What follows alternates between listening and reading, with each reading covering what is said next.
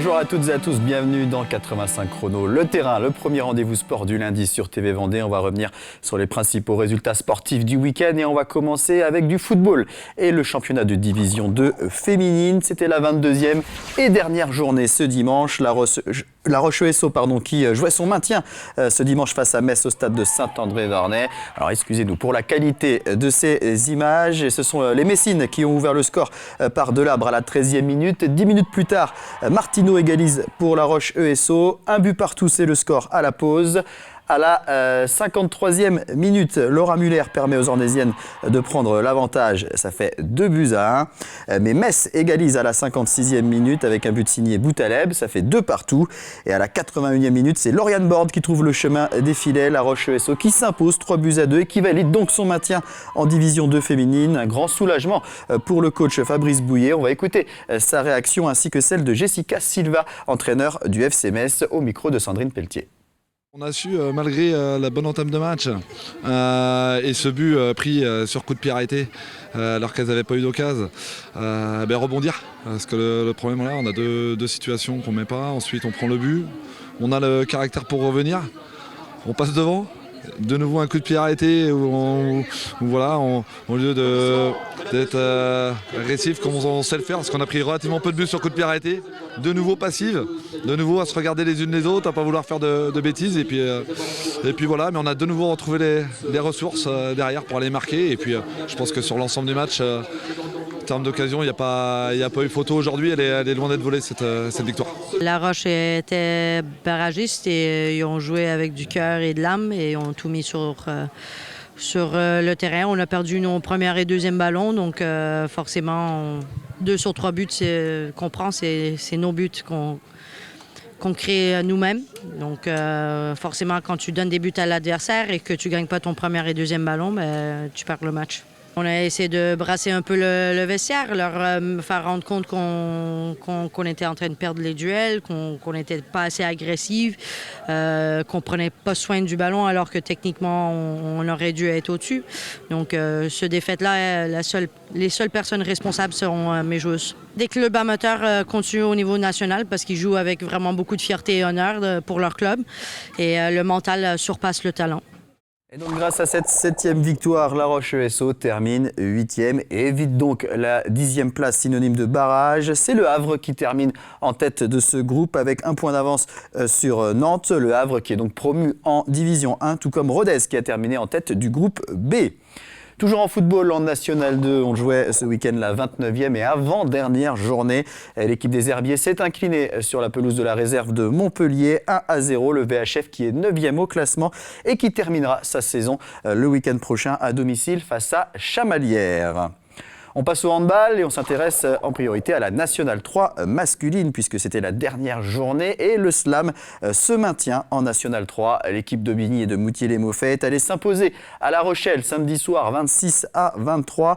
Le Slam qui termine donc à la 8e place avec 8 victoires, 1 match nul et 13 défaites. Mission accomplie pour le coach Mehdi Sedouki qui avait repris les rênes de l'équipe au mois d'avril et qui restera à ce poste la saison prochaine. Toujours en handball, mais en National 1 masculine, la 22e et dernière journée là aussi. Pouzauges recevait le HBC Nantes samedi soir à la salle de l'Étoile. Pas de véritable enjeu sportif pour les deux équipes. Les Pouzaugais étaient déjà assurés de se maintenir en N1, mais l'objectif était de terminer en beauté cette saison éprouvante, marquée notamment par le départ du coach Jean-René Ragon à la mi-saison et son remplacement par Thomas Brémaud. La rencontre a été intense, très disputée avec des Nantais qui font la course en tête dans les 20 premières minutes jusqu'à l'égalisation pouzaugeaise à 9 partout. Les Vendéens prennent alors les commandes et comptent jusqu'à 4 buts d'avance, 13-9. À la pause, le PVHB est toujours devant, mais avec 2 unités d'avance, 14-12. En deuxième mi-temps, les débats sont équilibrés, mais les Nantais parviennent à revenir à hauteur des Pouzaugais. Nouvelle égalité après 40 minutes de jeu, 15 partout. Les deux équipes restent au coude à coude durant toute cette seconde période, 20-20 après 50 minutes de jeu. 25-25 à 2 minutes de la fin, on arrive dans le Money Time et la balance bascule du côté des Nantais avec un arrêt de Bourriquin suivi d'un but de Amir Perrault qui permet au HBC Nantes de l'emporter 27-26. Un beau match qui conclut de belle manière la saison. On va écouter le coach pouzaugais Thomas Brémaud ainsi que le capitaine Simon Brault au micro d'Hélène Laurenceau. Ce qui est dommage, un peu frustrant, c'est que c'est vrai qu'on y est. On a encore quelques temps faibles, c'est dommage parce qu'une équipe comme le H qui joue très propre, qui s'entraîne tous les jours, des gamins comme ça, dès qu'il y a un temps faible ou dès qu'il y a une supériorité numérique pour eux, effectivement, nous ça pardonne pas et on prend direct 1 ou 2-0. Il ne faut pas retenir ça, il faut retenir notre année 2022 qui est vraiment incroyable. Donc là c'est juste le compétiteur qui parle, qui aurait bien fini sur une victoire. Quelle année 2022, on va pouvoir souffler, ça va faire beaucoup de bien, on est maintenu en N1. Non, c'est que du bonheur. Mais décembre, janvier, dans mon cerveau, c'était le feu, c'était le bordel, c'était pas au mieux. Je dis, mais où est-ce qu'on va? Qu'est-ce que je reprends? Les mecs, je dis, putain, est-ce qu'on va réussir ce défi qui paraît impossible? Et finalement, c'est les mecs, hein, c'est pas... Nous, le staff, c'est vrai qu'il a fallu qu'on change des choses. Mais les 7 joueurs et 14 et même les 16 en tout dans le groupe, c'est eux sur le terrain qui ont fait la diff. Sur la fin, ça se joue à un but et du coup, si on n'avait pas loupé tous ces petits détails sur le shoot et sur le dernier geste, je pense qu'on aurait pu passer ce soir. Il y avait une folie énorme, donc c'est dommage. C'est le début de saison qui est compliqué, où on est très mal classé à la pause et puis on remonte, on fait une belle partie de saison, une deuxième partie de saison qui est excellente et on se maintient. Voilà, nous, depuis 2 semaines, c'est tout ce qu'on a retenu. Je pense que dans les têtes, ça s'est relâché. Et c'était un plaisir ce soir de jouer libéré mentalement devant autant de monde. La saison elle est déjà lancée, les joueurs ils viennent s'entraîner avec nous pour se tester, donc ça y est, on est projeté vers l'année prochaine en N1. Et du coup ça c'est top, c'était notre premier maintien en N1 officiel et sportif, donc c'est top.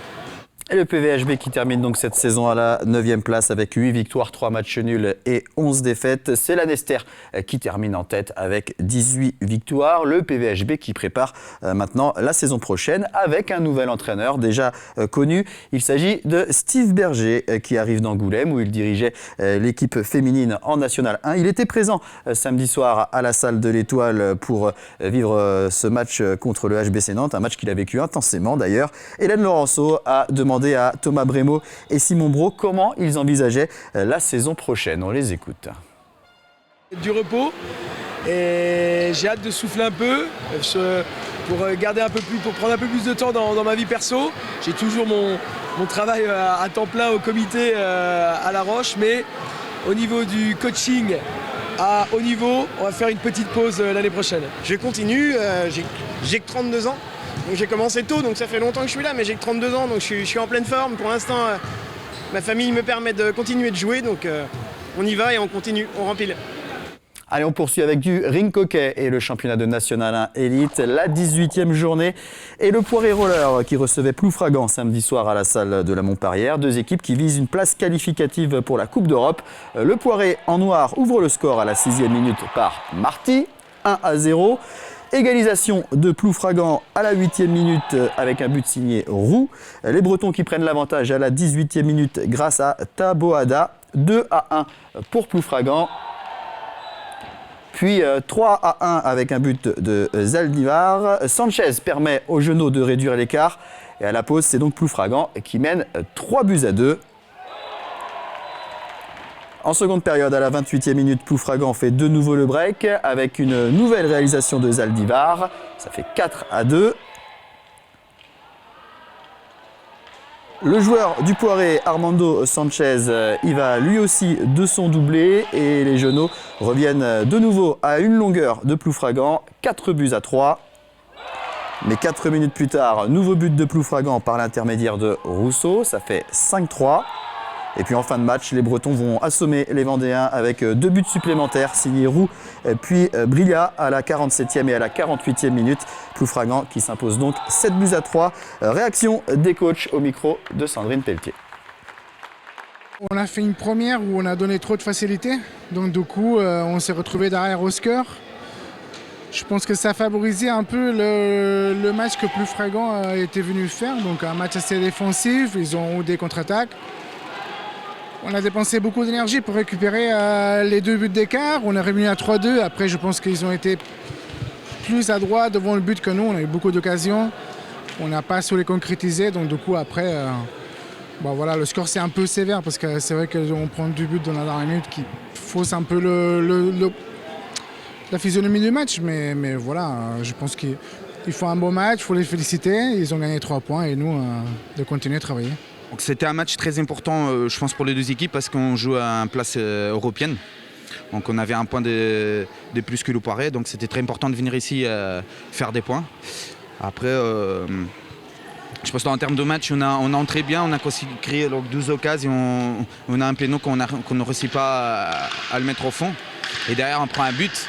Donc après, on a su réagir et on a réagi très bien. Et on a pris l'avantage de score. Et à partir de là, on a réussi plutôt à maîtriser le match. Donc on a réussi à faire un écart de but. Et à partir de là, je pense qu'on a maîtrisé tous les aspects de match. On a défendu bas, on a attendu l'erreur de l'adversaire, on a profité des contre-attaques. Et voilà, après le score, je pense qu'il traduit ce qui s'est passé dans le terrain. Et avec 7 victoires, 2 matchs nuls et 8 défaites, le Poiré survit est 7e au classement. Ploufragan, qui compte un match en moins, occupe la 5e place, juste derrière la Vendéenne qui est allée s'imposer à Lyon 4-3. Les Lyonnais qui eux aussi ont un match en retard sont 4e. Il reste 4 journées. Samedi prochain, la Vendéenne recevra Mérignac tandis que le Poiré se déplacera à Quévert. Des images de basket. Maintenant, c'était une première au Sables d'Olonne. Une étape de la Super League de 3-3 était organisée ce week-end sur la place du Vendée Globe. Le 3-3, comme son nom l'indique, se joue à 3 contre 3 sur un demi-terrain et avec un seul panier. Il s'agissait d'un tournoi Open Plus qualificatif pour l'Open de France qui aura lieu à Reims au mois de juillet. Après un tournoi de qualification samedi, 12 équipes féminines et 12 équipes masculines étaient réunies dimanche pour le tournoi final. Chez les hommes, c'est l'équipe de Paris qui s'impose après avoir battu en finale Hermont 21-11. L'équipe des Sables d'Olonne s'est inclinée en quart de finale. Et puis chez les femmes, c'est l'équipe de la Roche-Vendée Basket qui remporte la compétition. L'équipe du RVBC qui jouait en maillot vert ce week-end était composée de Colline Franchelin et de Louise Prénaud, des joueuses de Ligue féminine, mais aussi 2 joueuses du centre de formation, Marlène Blé et Zoé Chauviré. Après avoir battu Pantin en demi-finale, les Lyonnaises ont dominé l'équipe balistique en finale sur le score de 20-17. On va écouter Colline Franchelin, qui a par ailleurs été désigné MVP de cet Open Plus, ainsi que Damien Simonet du comité de Vendée de basket qui organisait cette étape sablaise. Des propos recueillis par Hélène Laurenceau. Aujourd'hui, on a un plateau très relevé avec de très belles équipes nationales qui ont traversé la France pour nous rejoindre, pour profiter du beau spectacle qu'on a ici avec un public de folie. C'est juste un moment fantastique qu'on est en train de vivre aujourd'hui. C'est un nouveau sport qui est devenu olympique depuis les derniers JO. Et effectivement, c'est sur une séquence de 10 minutes. Ou bien la première équipe qui marque 21 points. C'est très intense. On passe d'une situation d'attaquant à défenseur de façon très rapide. On a 12 secondes pour marquer un panier. Donc c'est très intense, c'est très spectaculaire. Il y a de la musique pour ambiancer un peu le spectacle. Il y a un speaker qui est là. Donc il y a tout pour faire une belle fête. Moi c'est mon premier Open, donc c'est une première fois pour moi. Après j'ai déjà fait des stages en équipe de France et là j'y vais en moins de 23 ans. Donc, mais c'est pas la dernière fois je pense, quand vous verrez. Il faut vraiment switcher match après match. Après bon, il y a un peu d'attente parce qu'il y a beaucoup d'équipes. Puis c'est un gros tournoi avec pas mal d'intensité et de bonnes équipes. Donc il faut vraiment être intense et concentré dès le début de match.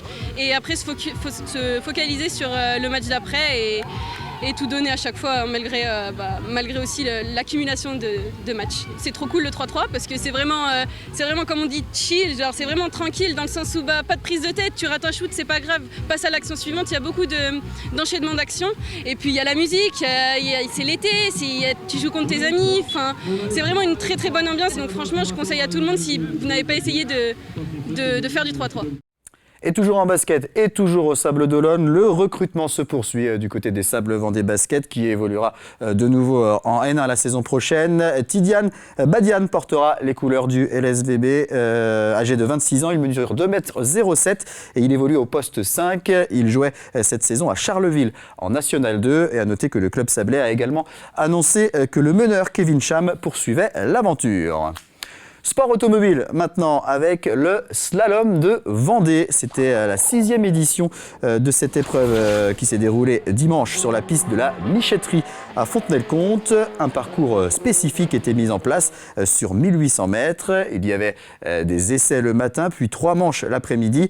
Événement organisé par l'écurie du Marais. 74 concurrents engagés sur cette épreuve comptant pour la Coupe de France des slaloms. Tous les types de voitures sont admis. Véhicules d'origine, berline améliorée, prototype ou encore Formule 3. On va écouter 2 des organisateurs de ce slalom de Vendée, Christophe Chêne, président de l'écurie du Marais, et Olivier Boudevin qui représentait l'Automobile Club de l'Ouest. Ils sont tous les deux au micro de Jean-Marie Bidot. C'est une épreuve de slalom, donc c'est une compétition de rapidité malgré tout, mais beaucoup de maniabilité puisqu'on rajoute des chicanes dans les zones les plus droites en fait. Donc c'est vraiment de la maniabilité. Donc c'est une épreuve qui est unique en Vendée. Enfin c'est la seule qui reste en Vendée de ce type-là. Et voilà quoi. Après ça compte pour la Coupe de France des slaloms également. Priser des pilotes toujours. Il y a des spécialistes des slaloms et priser aussi de pilotes locaux qui peuvent venir faire une épreuve un peu différente des rallyes qui sont un peu plus fréquents dans la région que les slaloms, quoi. Je souhaite que l'épreuve puisse continuer le plus longtemps possible, pour pouvoir également recueillir des amateurs, parce que le sport automobile sans les amateurs, il n'y a pas de sport automobile, aussi bien en auto qu'en moto. Donc voilà, c'est aussi la première pierre à l'édifice pour un pilote, de commencer par ces petites épreuves de slalom qui après peut-être peut l'emmener beaucoup plus loin dans les sports mécaniques. Allez, on parle d'athlétisme maintenant, puisque ce week-end était marqué par le deuxième tour des interclubs. Du côté de la Nationale 1B, ça se passait à Angers. L'Ouest Vendée Athlétisme termine 7e avec 50 394 points. 8e place pour l'Athletic Club de La Roche-sur-Yon avec 49 556 points. Et puis en ce qui concerne la Nationale 2, du côté de Vineuil, l'Athlé Bocage Vendée termine 4e avec un nouveau record, 46 690 points.